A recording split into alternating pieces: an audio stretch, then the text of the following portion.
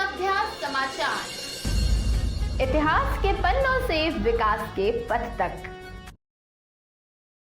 Please, clapping हो जाए for Kevin everybody. Okay, so once again जो अभी हमें ज्वाइन की है, आप सबका बहुत बहुत स्वागत, a very very warm welcome. So we are celebrating here Goa at 60.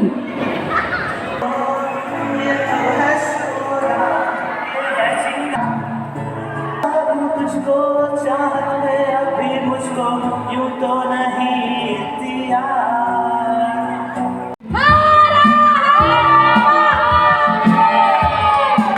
नमस्कार, सभ्य समाचार से मैं ट्विंकल वाधवानी। आइए देखते हैं सभ्य संस्कृति विशेषांक की यह खास खबर।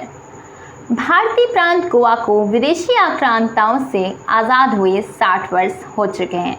भारतवर्ष को आज़ादी मिलने के करीब 14 वर्ष बाद 1961 में गोवा पुर्तगालियों के कब्जे से आज़ाद किया गया था।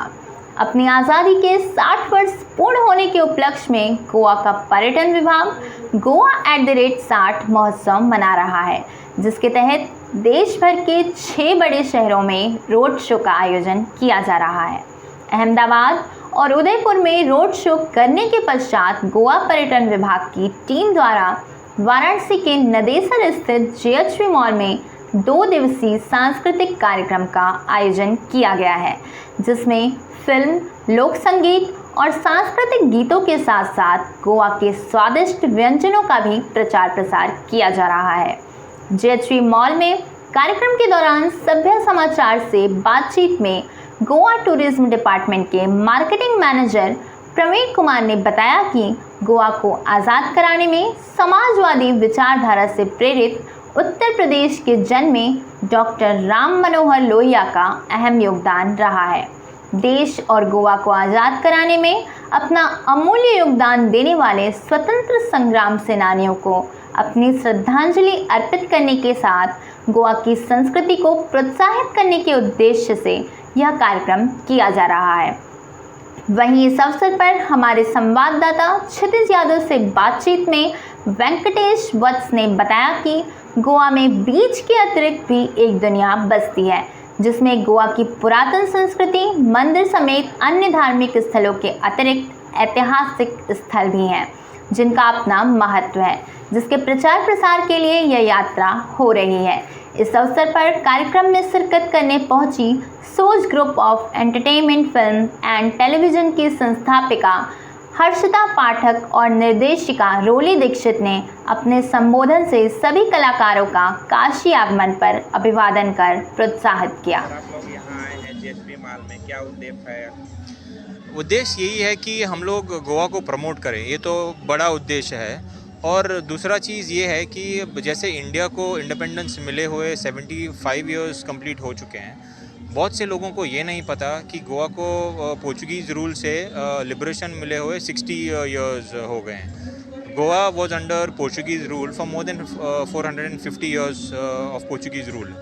तो वो 19 दिसंबर को हम लोग सेलिब्रेट करते हैं और ये साल 60th ईयर उसका कंप्लीट हो गया है। में जब पुर्तगाली गए तो उसको लेकर आप बात कर रहे हैं? यस। तो उसके सेलिब्रेशन में हम लोगों ने ये रोड शो ऑर्गेनाइज़ किया है 6 शहरों में। जैसे वाराणसी के बाद हम लोग जाएंगे मदुराई, उसके बाद जाएंगे तिरुवनंतपुरम और हमारी समाप्ति होगी मैसूर में। So we have covered most of the cities of India. और दूसरी चीज़ मैं ये भी लोगों को बताना चाहता हूँ कि गोवा की जो नींव रखी थी, क्रांति की जो नींव रखी थी, तो यहाँ के यूपी के वो बॉर्न एंड ब्रॉट अप हुए थे, उनका नाम था राम मनोहर लोहिया। उन्होंने वो क्रांति की शुरुआत की थी गोवा में।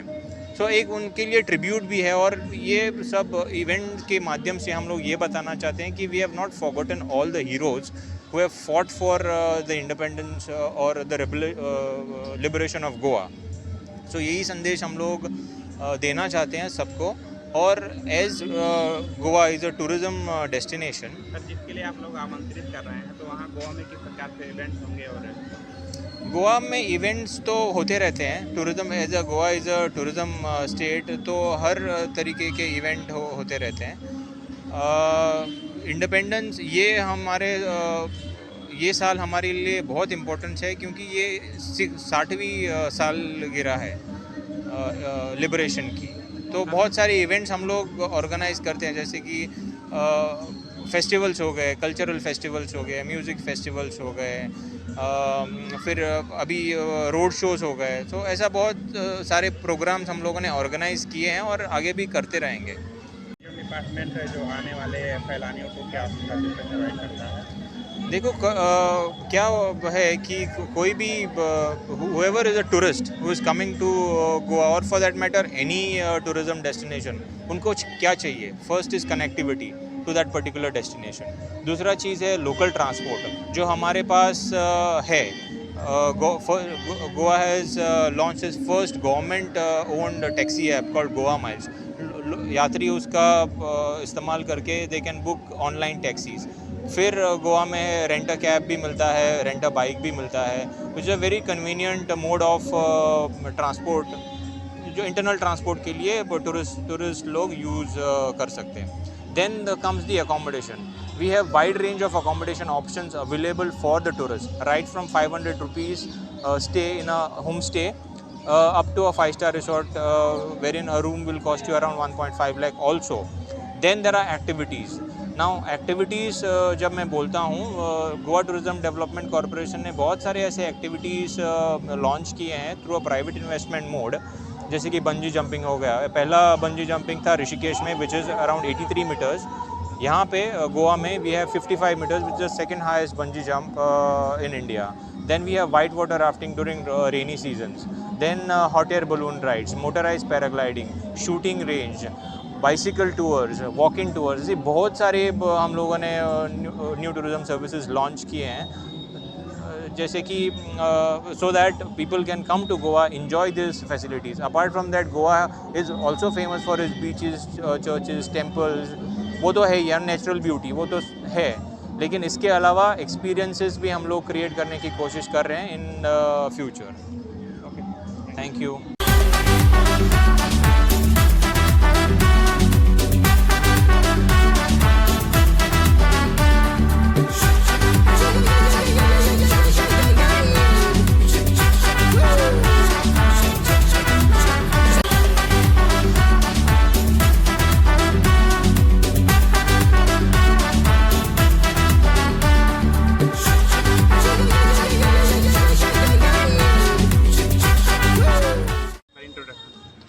मेरा नाम वेंकटेश वस्त है। मैं गोवा से आया हूँ और we are the one of the empanel agency for Goa tourism.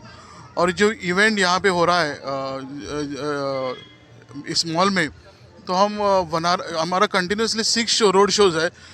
Goa at 60, हम गोवा 60वां जो लिबरेशन ईयर है वो मना रहे हैं। तो हम अहमदाबाद से शुरू किया है, जहाँ गुजरात से बाद में हम राजस्थान में गए, उदयपुर में। अभी this is in UP, that is in Banaras. उसके बाद हम तमिलनाडु जा रहे हैं, दैट इज़ इन मदुरई। और केरला में तिरुवनंतपुरम। और लास्ट शो हमारा जो है वो कर्नाटका में, बेंगलोर में।